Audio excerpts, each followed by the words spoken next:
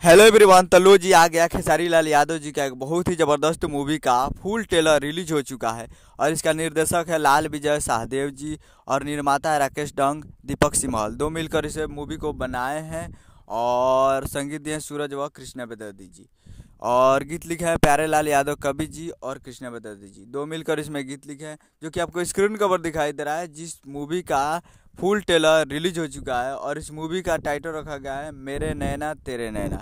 इस ट्रेलर का टाइटल है मेरे नैना तेरे नैना।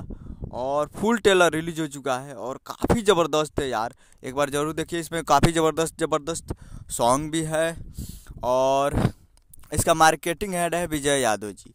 और आज ये full trailer releasing on 15 March 5 PM, यानी आज 15 मार्च को शाम को 5 बजे फुल ट्रेलर को रिलीज कर दिया गया है। तो आप लोग अभी तक इस फुल ट्रेलर को नहीं देखे हैं तो आप लोग जाइए और जाकर आप वे म्यूजिक भोजपुरी यूट्यूब चैनल पे फुल ट्रेलर को जाकर देख सकते हैं। और ये इसमें अवधी भाषा को यूज़ किया गया है। अवधी एक भोजपुरी में अवधी भाषा बोला जाता है, उसी पे थोड़ा इसमें लैंग्वेज यूज किया गया है अवधी भाषा। तो आप लोग जाइए और जाकर एक बार देखिए, पता चल जाएगा।